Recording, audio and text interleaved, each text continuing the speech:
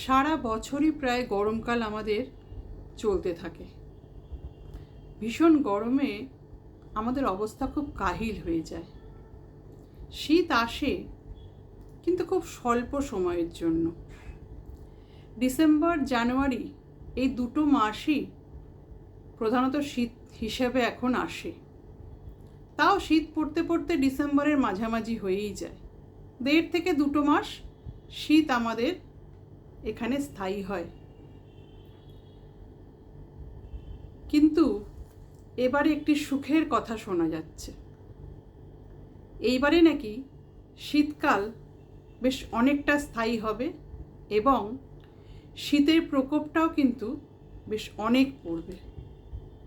তার কারণটা এবার একটু অনুসন্ধান করে দেখি। প্রশান্ত মহাসাগরের ওপরের জলস্তর স্বাভাবিকের থেকে অনেক ঠান্ডা হয়ে যাচ্ছে। এই পরিস্থিতিটাকে বলা হয় লা নিনা। এই জলস্তরের তাপমাত্রা যদি স্বাভাবিকের থেকে বেশি থাকে তাহলে তাকে বলে এল নিনো, আর স্বাভাবিকের থেকে কম থাকলে তাকে বলে লা নিনা।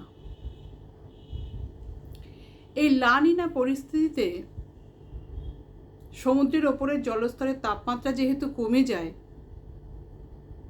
সেই জন্য বাকি অঞ্চলগুলো ঠান্ডা হতে শুরু করে এবং বেশ ঠান্ডা হয়ে যায়। এই লা নিনার প্রভাবে উত্তর ভারত ও মধ্য ভারতের বেশ কিছু অঞ্চল জুড়ে শীতের প্রকোপ কিন্তু ভয়ঙ্কর কামড় দেবে। পুরো ভারতবর্ষ জুড়েই শীত বাড়বে, কিন্তু এই দুটো অঞ্চলে কিন্তু অনেক বেশি বাড়বে।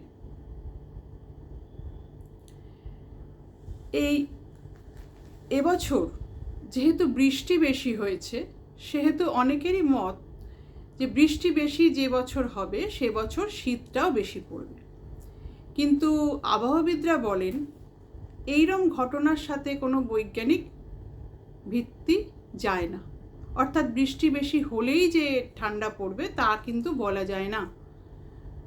তবে এটা বলা যায় যে লা নিনা পরিস্থিতি তৈরি হলে ভারতবর্ষে বৃষ্টি বেশি হয়, আর লা নিনা পরিস্থিতি স্থায়ী হলে, বেশ কিছুদিন স্থায়ী হলে শীতের প্রকোপ বাড়ে।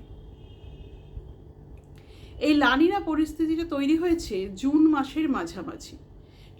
সেপ্টেম্বর মাসে কিছুটা এর প্রকোপ কিন্তু আরও বেড়ে গেছে। ফলে আশা করা যায় যে বেশ কয়েক মাস এই লা নিনা পরিস্থিতিটি থেকে যাবে, যার প্রভাবস্বরূপ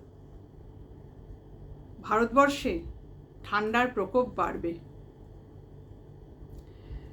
গত বছর উত্তর ভারতে বেশ কিছুদিন ধরে হাড় কাঁপানো ঠান্ডা পড়েছিল। তবে তার জন্য কারণটা কিন্তু আলাদা ছিল। সেটা ছিল সাইবেরিয়ান হাই বলে একটি ঘটনাকে কেন্দ্র করে।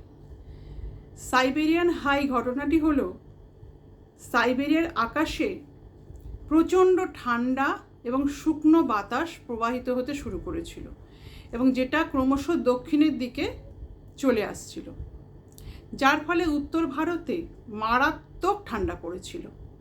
প্রায় 17 দিন ধরে শৈত্য প্রবাহ চলেছিল এবং শীতল দিন হিসাবে সেগুলোকে গণ্য করা হয়েছিল। বলা হয় যে সর্বোচ্চ তাপমাত্রা যখন স্বাভাবিকের থেকে 4.5 ডিগ্রি কম হবে এবং সর্বনিম্ন তাপমাত্রা যখন 10 ডিগ্রি সেলসিয়াসের কম হবে, তখন সেই সময় যে ঠান্ডাটা পড়ে তাকে শীতল দিন হিসেবে গণ্য করা যায়। আবার সর্বনিম্ন তাপমাত্রা যদি স্বাভাবিকের থেকে 4.5 ডিগ্রি কমে যায়, তখন শৈত্যপ্রবাহ চলছে বলা হয়। উত্তরপ্রদেশে কিন্তু এই দুটো পরিস্থিতি একসাথে তৈরি হয়েছিল, যার ফলে মারাত্মক ঠান্ডার প্রকোপে পড়েছিলেন উত্তরপ্রদেশের বাসিন্দারা। প্রায় 17 দিন ধরে এই শৈত্যপ্রবাহ চলেছিল। এবারও ঠান্ডা পড়বে, তবে সেটা লা নিনার জন্য পড়বে। সাইবেরিয়ান হাই আবার একই রকম পরিস্থিতি তৈরি করবে কি না সেটা কিন্তু এখনো পর্যন্ত কোনো আভাস দিতে পারেননি আবহাওয়াবিদরা। আশার আলো এইটুকুই, এই গরমের দেশে আমরা শীতটাকে আরও বেশ কিছুদিন উপভোগ করতে পারব।